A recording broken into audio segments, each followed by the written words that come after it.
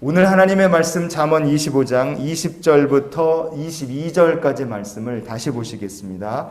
마음이 상한 자에게 노래하는 것은 추운 날에 옷을 벗음 같고 소다 위에 식초를 부음 같으니라. 내 원수가 배고파하거든 음식을 먹이고 목말라 하거든 물을 마시게 하라. 그리하는 것은 핀 숯을 그의 머리에 놓는 것과 일반이요 여호와께서 내게 갚아 주시리라. 아멘. 남태평양 바다 한가운데 파푸아 뉴기니라는 큰 섬이 하나 있습니다. 그 섬의 바늘을 뚝 잘라갖고 서쪽에는 이리안자야라고 불리는 인도네시아 땅이 있습니다. 그 이리안자야라는 인도네시아 땅에 원시 생활을 하는 다니족이라는 사람들이 거기 살고 있어요. 1938년도에 이 다니족이라는 원시 부족이 세상에 처음으로 알려지게 됐습니다. 근데 그들이 발견됐을 때 다니족 사람들이 어떻게 살고 있었느냐? 그들은 사람을 잡아먹는 식인 풍습을 가지고 있었습니다.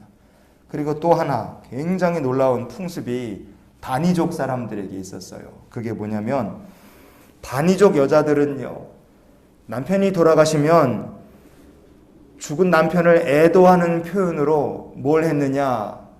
도끼로 손가락을 잘라서 남편을 애도했다고 합니다. 이게 수십 년 전까지도 이 일을 했다 그래요. 손가락을 자르기 전에 이 손을요, 끈으로 아주 꽁꽁 묶어갖고 피가 통하지 않게 만들어요. 그러면 여기가 피가 안 통하면 색깔이 변하고 이제 막 나중엔 감각도 없어지잖아요. 그러면 마취를 한 것과 거의 비슷한 효과를 내기 때문에 손을 꽁꽁 묶어놓고 그리고 나중에 그거를 이제 도끼로 딱 손가락을 자르는 겁니다. 자른 손가락은 어떻게 하느냐? 그거를 말려갖고 나중에 불에 태워서 남편을 위해서 추모를 그렇게 한다는 거예요. 이게 정말 끔찍한 일이고 상상도 못할 일이죠. 근데 이게 불과 수십 년 전까지도 이런 일을 하고 있었답니다. 당연히 그렇게 해야 되는 줄 알고 대대로 그때까지 지금 요즘까지 그렇게 살아온 겁니다. 지금은 거기에 선교사님들이 들어가서 복음을 전했어요. 그래갖고 식인 습관이 사라졌고요. 남편이 돌아가시면 손가락을 잘라서 애도를 하는 풍습도 사라졌다고 합니다. 한번 여러분 이렇게 생각해 보십시오. 남편이 죽었는데 손가락을 도끼로 잘라갖고 그걸 말려서 태워서 애도를 한다. 사람이 어디에 속해 있느냐에 따라서 이렇게 하는 게 당연하다 생각하는 사람들도 있고 그 뭐는 말도 안 되는 소리냐 비상식이라고 생각하는 사람들도 있는 겁니다.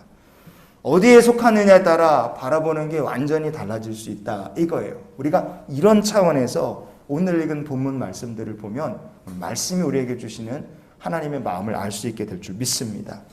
로마서 5장 17절에 보면요, 반절로 딱 나눠서 상반절을 보면 한 사람의 범죄로 말미암아 사망이 그 한 사람을 통하여 왕노릇하였은즉 그랬어요.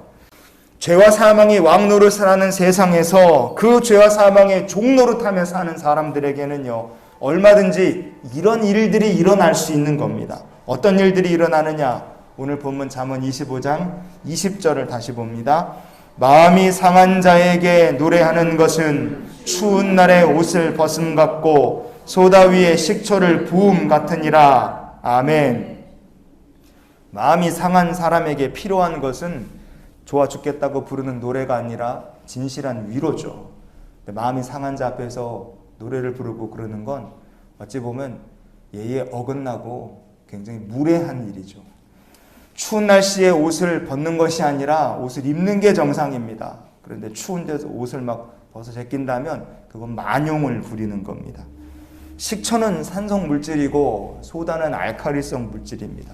두 개를 같이 부으면 초산나트륨이라는 게 만들어져요. 그러면서 아주 유독한 가스가 나옵니다. 먹을 수 있느냐? 못 먹어요. 별다른 유익이 있느냐? 유익도 없습니다. 그런데 소다에다가 식초를 붓는다. 그게 무슨 의미겠습니까? 불필요한 일이라 우리가 그렇게 보시면 됩니다. 죄와 사망이 왕노릇을 하는 세상에서는요, 무리한 일도 얼마든지 일어날 수 있고요, 만용을 부리는 일도 얼마든지 일어날 수 있고, 불필요한 일도 전혀 세상에 도움 안 되는데도 그런 일들도 얼마든지 일어날 수 있는 겁니다. 왜냐하면 죄와 사망이 왕 노릇하고 그 백성, 그 종 노릇하는 사람들이 사는 세상이기 때문에 그래요.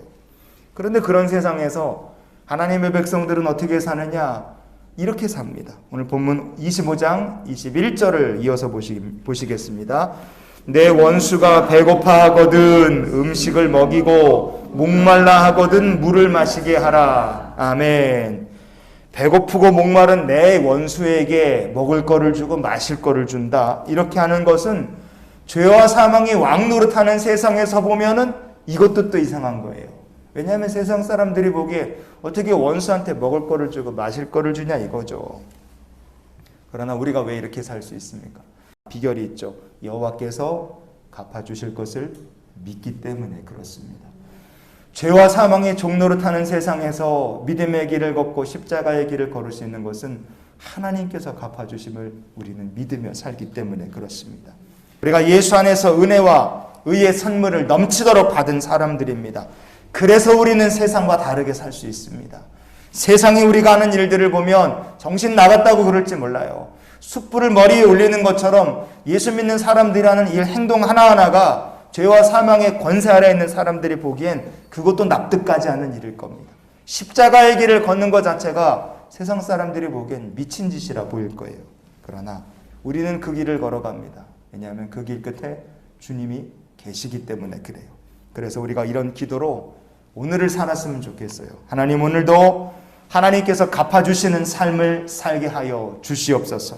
십자가의 길이 세상 사람들이 보기엔 가장 어리석고 가장 만용을 부리고 가장 불필요해 보이는 길일지 모릅니다. 그러나 우리는 그 길을 걸어갑니다. 그 길을 가는 동안 하나님의 갚아주심이 있고 그 길의 끝에 하나님 나라가 있고 주님이 우리를 영광의 면류관 들고 기다리고 계시기 때문에 그렇습니다. 오늘 세상 사람들이 보기에 가장 불필요하고 이해 안 되고 만용 부리는 것처럼 보이는 십자가의 길, 어리석은 길을 걸어가는 우리 모두가 될 수 있기를 주의 이름으로 축원을 드립니다.